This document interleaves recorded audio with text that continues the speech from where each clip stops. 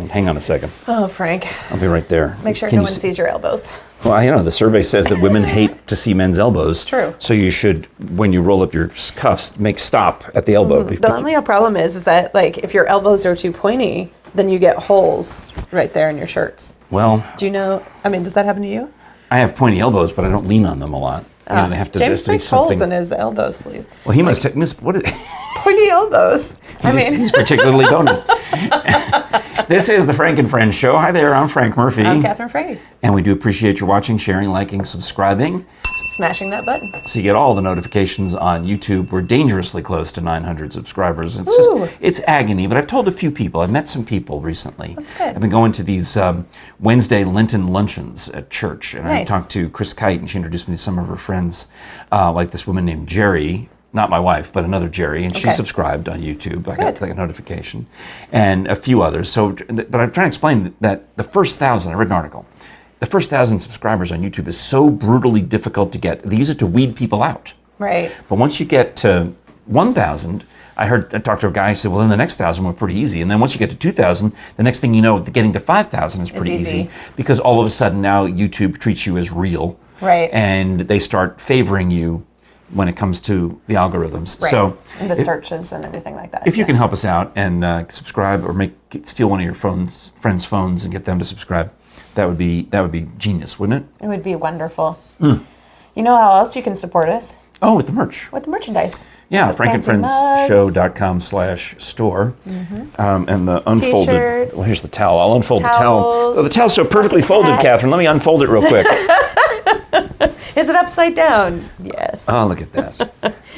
The bucket hat. Get ready. The bucket hat. Did April Estes come to the opera? She did, on her birthday. Oh, that's nice. Well, I hope she wore the bucket hat. She did not. Oh, Sad April. day. April, that's an opera Sad hat. day. That's a total opera hat. Totally. You could totally get away with wearing that to the Marble City Opera shows. Speaking of hats, the tulips behind me are supposed to have a leprechaun hat on them. That's cute. Our next door neighbor, Nancy, brought these over and left them on our doorstep and then texted us. I guess she didn't want to... Didn't want them to get too cold. Yeah, but she didn't want to talk to us either. That seems fair. She's like, happy St. Patrick's Day, go check your doorstep. And she had pasted googly eyes and put this hat. That's adorable. But as the flower has started to open, I knocked off one of the googly eyes and it fell in the dirt. And when I tried to put it back on for this episode, it looked really sad. Like it just had a dirty eye. Yeah, dirty eye. But I can use this and save this hat for next year, I think. Good. Well, speaking of presents, this has been for you since Christmas. Oh my. And I keep forgetting to give it to you. Oh, and it's black and red like fire. Yeah, very Christmassy. Having me as a friend is really the only gift you'll ever need. Luxury hand-poured scented candle made by ugly children in factories. So everything about this is honest. This is the 100% honesty. Oh, that's good. Well, thank you. You're welcome. Merry Christmas, everyone. In fact, we're only 9 months from Christmas. Uh-oh. Well, I went to a grade school that was called Annunciation. Okay. And we had to go ANNUNCIATION, Annunciation. Wow. Which is 9 months before Christmas. It's March 25th. Is deliberately the Feast of the Annunciation, deliberately 9 months before Christmas. Nice. All right. Yeah. Well, we're right there. How about that? You can Google that if you can't figure out what I'm hinting at. Well, amazing. I talked a little bit last time about how I went to visit Megan and the kids, and I was away a week, maybe a week and a couple of days, maybe 8 days. I flew up on a Sunday. I came back on a Monday. So what's that? 8 days, and I was surprised that my wife missed me as much as she did, or I think she did. Okay. She acted like she didn't. She acted cool about it. She acted like she didn't miss you? But because one thing is, we had these beds that are adjustable so you can sit up in bed, but hers stopped working and mine still works, so I feel guilty every time I use it. So I said, you could sleep on my side if you want while I'm out of town. Sure. That way you can sit up and watch your shows, or you can do the crossword or do anything. Yeah. Well, when I get home, the night I get home, she has to leave immediately to go to choral society practice. So I'm putting, she picks me up at the airport and then I come in, I'm putting things away. And I carry the suitcase upstairs and I see that my side of the bed has fresh sheets and everything is just perfect. Nice. And on the nightstand, there's a chocolate. Aw, that's sweet. So I asked her about it. She's like, "Oh, sorry, I left that there by mistake." That's not for you. She changed the sheets because she had slept on that side of the bed, and the chocolate was hers. I said, "Well, I already ate it." Whoops. And then she starts telling me the next day, she's pressuring me. She's like, "When are you going to go to the dermatologist?" Okay. Now, it was your fault, as many things are. Sure. Obviously. We were at the Marble City Opera Gala. Okay. And April Hill, who's our fellow board member. Yes. I'm familiar. Yes. And April is an advocate for skin cancer prevention. Dermatology. Yeah. Yeah, skin in cancer. general. Yeah. And I know a few people like this who've had whatever they've had. And especially, if you're fair-skinned and fair-haired, Absolutely. like April is. Go get checked. Yeah, my friend Bean's podcast partner, Allie McKay, would be similarly like that, where, fair-haired, and she's always pushing that, go get checked, go get checked. Yeah. Well, somehow, in the course of this conversation between April, my wife, and me at the gala, the topic of dermatology comes up. I think all it was I was trying to get the name of... The place that she goes to? Yeah, because one of them was a sponsor. Because you're trying to get it somebody was a correctly sponsor. pronounced. Right, I'm the MC, and I want to say the right name of some business, and she explains to me who they are and what they do. Right. And then that launches into when are you going to go get your skin cancer check? And I'm like, I don't know. I've got a freckle on my nose. I guess I should be worried about, but You have a freckle on your nose? Yes. And so that's gotten Freckled a little... Frank. And it's gotten a little bigger. I put bronzer on it so you don't You see can't it. see it? Oh, yeah. So, and I that... was gonna say, did you get it removed? But that started the wife now. My wife now is into the, when are you going to get your skin cancer check? So I'm like, all right. Well, she had gotten new insurance through work. That was January. Nice. So once we got the new insurance cards, which was like 2 weeks after the gala, we start looking through, and we're doing it tonight. We're going to find the dermatologist. Find the location. Oh, my goodness. So we're going through the list through her insurance. Here's the list of all the approved dermatologists.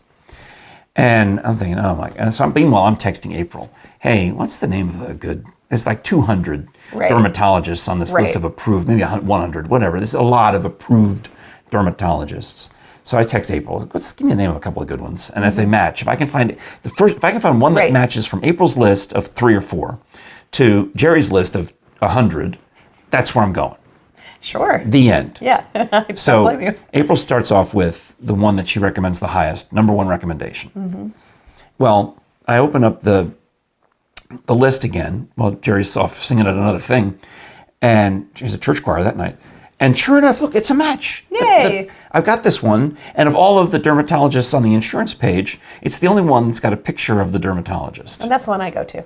You know who I'm talking about? I do, yeah. Well, I didn't know that. I would have dropped your name. Well, so now to prove that I've done this, I do a screenshot of that, and I text it to my wife, and of course she looks at this, and the dermatologist, by sheer happenstance and coincidence... Happened to be at the event she was at? No. Oh. Happens to be an extremely attractive blonde woman. Of course. So why do you think I want to go there? Just kidding. So I tell my wife, I said, I've got the appointment, and they can take me tomorrow. They had same week appointments available. Awesome. So, and I've got a pretty loose schedule. So they're like, well, this is what we have. We have one for tomorrow. And I'm like, well, of course I'm available. All I have to do is record the radio show later or earlier. What do I have to, I'll take it. So I'm going to go the next day. Well, I text all this information to my wife, and I get the text back from her. Did you pick her because she's pretty? You're like, well, I picked her because she was on April's list. And she was on the top of your approved dermatologist list. Right. And they matched. And yes. she's the only one who has a photograph. So that doesn't hurt. Yeah, she's got really good skin. Right. She's very nice. So I got there, and she's I don't know if she's disappointed, the dermatologist, because I had nothing. I showed her all this stuff on me. I'm like, I got something back here. She's like, yeah. That's fine, yeah. She says, you're old, right? Or words to that effect. You know how you don't... Amazing. You know how you don't remember what people say, but you remember how they make you feel? Yes. So I don't remember what the dermatologist's exact words were, but here's what I got out of it. Is you got nothing to worry about. You're just old. Yeah. If you want to come back in a year and pay me another $100, I can look at those spots again. But you've got nothing to worry about. That's awesome. So That's good.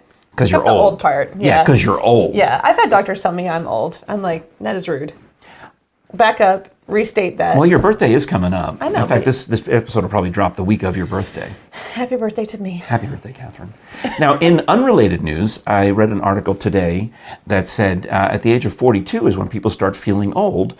And I don't know why that came to mind, but I can show you the article if you'd like. I can share it with you. I'm good. It's an actual article. I don't relate to that at all. Oh, I didn't think so. Other people might think I'm old, but I am very, very young. Well, I mean, if you're driving, let's suppose you're just driving here to the podcast Ponderosa. Uh-oh. And I mean, you're too young for this to happen to you. It's too young for you to have a senior moment and never have one find yourself 5 miles down the interstate having completely missed the exit for my house. That's just daydreaming. I mean, that could happen to anyone who is as busy as I am. But they call that a senior moment. If you get to be my age, moment they send you to another senior. They send you to another doctor for a cognitive test. Well, I mean, I may need a cognitive test, but that's not because I'm a senior. I just have so many things, I was just like dreaming of all of these things that I could do for Marble City Opera and for Opera Louisiana, and I'm thinking about next season and like where I want to produce operas, and I'm just like thinking about all of these great things, I mean, you and I have been texting about The Doctor and the Devils, which Right. Are you the one who told me there was a bad B movie of this? I don't think I told you that there was a movie. But Well, I found that in my research. nice. There was this the storyline, and it's called the same title, so I'm guessing that your composer is basing this opera about the body snatchers of the, I always get it wrong, 1800s is 19th century. Yeah, it's based on the Dylan Thomas play. Oh, maybe this movie is based on that Dylan Thomas think it play is. also. Yeah. But I want to see this cheesy movie now Yeah, so it bad, sounds but I fun. can't find it anywhere online. You got to find a Blockbuster video that's still open and find the VHS copy of it from the 1990s. Sounds fabulous. Well, I'm interested in that. And of course, that's fascinating to me, the whole idea of body. We talked about it on the show before, about body snatchers and how that ties in Yeah. to the world's greatest forensic anthropologist, Dr. Bill Bass, Yep. who started, and it is named after him, the William M. Bass Modern Skeletal Collection, because they want to study current dead people as opposed to the cadavers and skeletons from the body snatcher era. Right. Which are not grave robbers. Did I tell you, we talk about this? We did not. In my research, Thank you. she says Part to of me, the research she team. says to me, where can we do the body snatching opera? And I'm like, well, I don't know, I'll think of some places, but I did a little research into it. Grave robbers will take your jewelry, take your clothes, take your stuff. Gotcha. And they were heavily prosecuted. Gotcha. Body snatchers, as long as you left all the valuables, they would strip the valuables off the dead person, throw They them. didn't care as much? Yeah, because you weren't a grave robber. You throw all that, they leave all the valuables in the empty casket and just take the corpse. So that's how you can get away with it. Well, in those days, that was like a loophole. The punishment was less severe for stealing the body than it was for stealing the jewelry. Still the body, leave the loot. Yes. So, speaking of Dr. Bass and bonezones.com, don't Forget the S. Thank you. You should definitely check out all of the things, like the hats and of course, I love the, got to make sure not to do this too close to the microphone, because no one likes to hear squeaky styrofoam. No, I love this. That's the great. silver, no, that's the gold. I got the silver down here too. So we can have a conversation between silver and gold, silver and gold. Do you know that song? I do not. It's from Rudolph the Red-Nosed Reindeer. Or did I sing it so poorly that you weren't able to I recognize wasn't it? going to say that, but now that you said it, I won't deny it. Great. I just wanted to do the silver and gold joke. That's all I was going for. And there's, so you can have a conversation between these two skulls. This one would be 25 and this one would be 50. The appropriate, Switch them, yeah. no, like an anniversary gift. Gotcha. I thought you meant the age of the skull. No.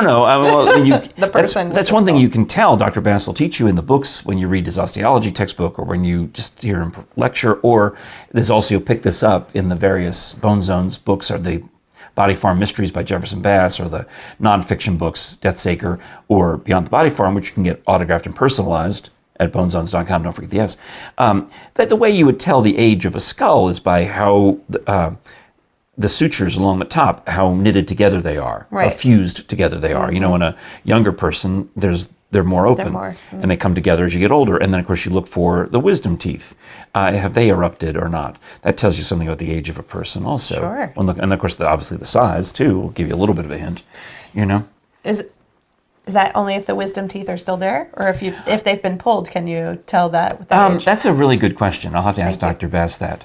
But you're looking for them, because generally speaking, I think it'll be like if you sadly find the skull of a younger person, you would see that the wisdom teeth are still in there, and it tells you, okay, well, they're now under. Right. They're older 18. this age and under this age. Yeah. This tells us, you know, there's all different things that you look for, all kinds of demarcations. And one of my favorite stories that Dr. Bass will talk about is when he's out at a crime scene and it's on a slope of a hill. Yeah. And he asks the deputies or whomever, the trainees, wants to go take a look for the skull. And somebody almost invariably volunteers to start looking and starts walking up the hill. He says, you want to let them, just forget about them, let them walk up the hill, and you don't need them anymore. Because if they can't figure out that a skull is going to roll downhill, they're off the project. They're off the project. That's great. Bonezones.com, don't forget the S. And it's funny, you know, obviously I've been associated now with Dr. Bass for many years, been interviewing him for over 20 years, and I've got this great collection of interviews. But my next door neighbor, Nancy, was a little, the one who gave us the flowers, a little suspicious the other day. Okay. Because I had noticed that at some point during the winter, she and her son had taken some, I guess, Halloween or Thanksgiving pumpkins and left them on the corner of the garden and put straw around them, and just they're all moldy and they're caving in and they're decaying. Uh-oh. And I thought, that's fantastic, because they're put them there on purpose. They moved them from the front porch. Then they might grow pumpkins now. Oh, okay. Now Jerry and I had this pumpkin, but we didn't have an orange one. We had like this yellowy pumpkin. Okay. I don't know, she bought that at the store. And she said, when we were cleaning up, because somebody was coming over, she says to me, why don't you get rid of this pumpkin? And I'm like, I know what I'll do. I'll put it over there in the ravine. I mean, it was pretty good shape still, but I'll put in there's a little ravine between my property and Nancy's where the water runs off. I'll put it in there. Okay. With the idea that it'll grow. I thought maybe, I'll put it, maybe the pumpkin seeds will catch, maybe it'll grow up the hill, even toward Nancy's house, actually. Nice. And maybe we'll have more pumpkins. Right. I don't know. I might be behind, but we'll see. Well, I was I didn't even tell Nancy about this. She asked me about it. Did you put like a yellow pumpkin in the backyard of my house? Yeah, I was doing gardening just work. Discard that. That's where you put your pumpkins. It was like a medium day, not too hot, not too cold. Great neighbor. And I'm over there, Frank Murphy, putting twigs in the thing, and she says, "Yeah, I came over to inspect that more closely because I wanted to make sure that it wasn't a head." Oh Lord. So well, that's a valid criticism. I mean, yeah, especially with the murder rug that you've had here, and well, what if Dr. Bass, remember he's actually taken a human head and boiled it at on his stove at home, simmered it really, and to deflesh it, and unfortunately it boiled over and it ruined the stove, and he had to buy his wife a new one. I would think twice. Yeah, but 2 new stoves. So she deserved it. Yeah, well, so I can understand why Nancy would say that. Yeah. But it was just a pumpkin, so all was well. All was well. Just a pumpkin. That's good. Yeah. Whew. Yeah. That's kind of scary. Takes the headless pumpkin to a whole other. Yes. Yeah. The Headless Horseman. The Headless Horseman. Yeah, that's one of Artie's favorites. Is it? Oh, yeah. He had I think I told you this, he had a homework assignment a couple of years ago, maybe in his first grade or kindergarten. They had a scarecrow with a pumpkin head, and they're supposed to cut it out and color it to look like a scarecrow with a pumpkin head, right? Well, Artie does that, but he also cuts the head off of it and glues it to the hand and turns it in. And the teacher's like, what did you do? He said, well, I thought this was more interesting if it made him the Headless Horseman.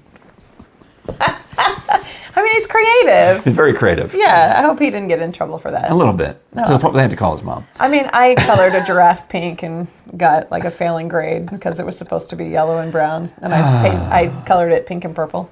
I'm still fine. Yeah. Artie will be fine. Okay. Well, you know what really irked me, and I feel bad saying this because I did an MC gig last July, and I received in payment for it a Visa gift card. Nice. And sometimes, this is the way it works sometimes, they'll either write you a check, they'll pay you cash, or more likely, if it's a charity, right, they might obtain an additional gift card for the silent auction and say, here's one for the MC, that we're not going to auction off, but the business gets the donation. It's fine, right? It's normal way of doing business. Well, I get this Visa gift card that the organization had actually purchased at Food City. Okay. And it was for $125. Nice. Okay. And I was complimented to get it, and I thought, you know what I'm going to do? The thing I always have an issue with gift cards. I want to spend it all at once. Sure. I want to go from 125 to zero in one transaction, right, and then throw the card away. Yeah. Is what I want to do. Well, I kept saving it and saving it and saving it because I thought what I'm going to do is I'm going to use it when I finally get a phone.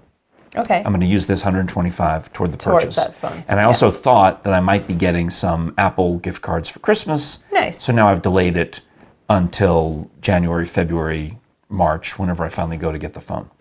Well, I didn't get any Apple gift cards. So it's fine. Did you get coal instead? What? You got coal instead? I got coal. Yeah. But we also finally got some of the paychecks from the projects in the fall started rolling in. Right. So I've got the money. We're going to go to the store and we're going to buy me a new phone because my old one is couldn't hold a charge, and the camera had gone to the point where it wouldn't focus, right, or even stay still. Everything looked like an earthquake. So I get there and I hand the man at the Apple store, hand him my $125 gift card. We're going to start with this one. Great. And he says, there's only 12 cents on this card, sir. What? There's only 12 cents on this card, sir. No. Or maybe it was 88, no, it was 88 cents. It was 88 cents on the card. That's better. Meaning that $124.12 has disappeared off the card. And I'm like, that's impossible. The people who gave it to me are trustworthy. Why would they give me a card with of 88 cents and and tell me that it's worth 125? And I had it in the cardboard.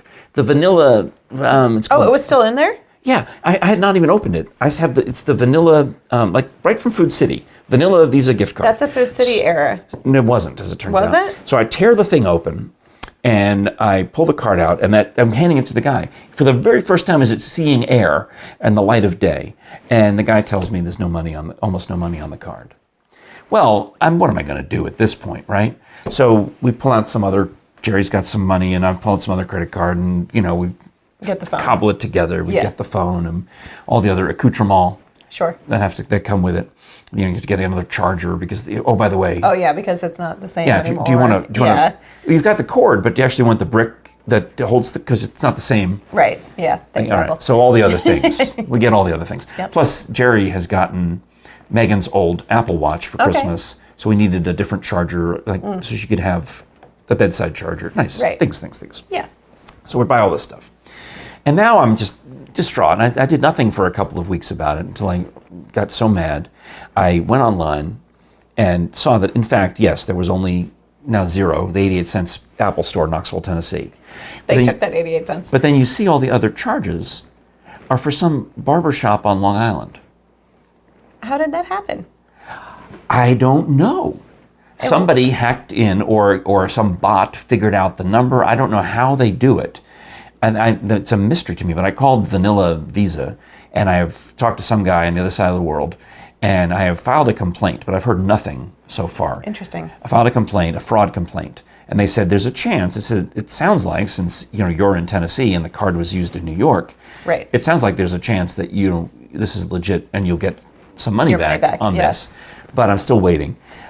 Just so infuriating to me that it was like a few dollars used at this barbershop and then a few more dollars. And every couple of days they took another gob of money. Interesting. At this barbershop in New York. So somebody looks good. I mean, they were getting their haircut every day? Well, I don't know who the villain is. If the barbershop may be the villain, or the barbershop may be the unwitting victim who is being tricked into giving services to somebody using a stolen Visa number. Not even I have the card. Right. I don't know what they did. That's so weird. It's very distressing. It is distressing. So I don't know what to do So they now. would have had to like hack in somehow to find the credit card number, which is and not the even secret number on the back. right, which the you can't even 3-digit. see because it's still packaged. So it's not. I mean, that is bizarre. I've never heard of that. Well, I know that when we talk about like phone calls and bots that call you, they'll take a legitimate phone number and then just keep adding one. And like Okay. they'll call, or they'll take think of your phone number for a second. You know how you often get calls from like the same first 3 digits? Right. They just start at 000 and then just keep. Brrr. They call every of the 10,000 numbers that start with your same 3. They just call all of them. It's crazy. And somebody answers occasionally, Right. and they get scammed. Right. I wonder, can you do that with if you have one, Visa Like gift the card credit number? card? Could Yeah. you figure out there's only? I mean, at this point, those numbers are long, but still, there's still maybe 100 million combinations. To a villainous computer bot, maybe 100 million is nothing. That's true. It can come up with all those Yeah, combinations. probably can. Yeah. Man. Anyways, that's a that's mess. it. Let's find some happy news to finish. What do you got? That's a mess. It's just making me think of all of the unhappy things I have to say. So Well, I'll tell you that I noticed something. This is kind of dated, but I want to tell you I noticed this in January. We were at the Starbucks over on Montview. okay. And as I'm walking through, I noticed a few people still had the old Tennessee license plates, the green ones. Sure. But those expired. Every one of those had expired by December 31st. So here it is. It's now, I think I even wrote down the date. It was January 22nd, and I'm still seeing green license plates. And They probably just hadn't put them on yet. They hadn't put them on yet. Yeah. So I walked closer. And sure enough, it was expired on December 31st of the year before. You're inspecting all of the license plates. Of the year before. So this guy has been driving around with an expired plate, not just for 22 days. But for an entire year. a year and 22 days. Did you report him? No, but I said it on the radio as a joke. And then I get a text from a listener who says, that's hilarious. I was at a different Starbucks and noticed the same So they must work at that Starbucks. the same type of thing. Yes. There were two, I kept noticing that. It was just a weird thing that Yeah. I wanted to get mad about it. I thought, well, you idiots, why don't you do that? And then I remembered my dear cousins, Megan and Aaron. They had moved to Tennessee from Virginia. And when they came here so we could go glamping, Yeah. they asked Uncle Frank, could you help us with something? I'm like, what? We have these Tennessee license plates that we were supposed to put on the car a couple of months ago. Could you help us with it? Do you have a screwdriver? Yeah. Not everyone has a screwdriver. Well, they were here. They were like at a house that would have all of the junk that you need. Right. And instead of being in their condo in Nashville, so we Right. got out there and we took their Virginia plates off and put their. That was nice. So Good old then I Uncle felt. Frank. That's what I thought. Oh yeah, that's probably what happened to this. Maybe you should go and see if that Starbucks car is still there. And bring a screwdriver. Bring a screwdriver and say, Take off their old plates. "Yep, just just take them off," because you don't have the other ones. Because that way they'll definitely get pulled over. Oh, say, bring in your plates next time, and I will, do them for you. It's a volunteer state.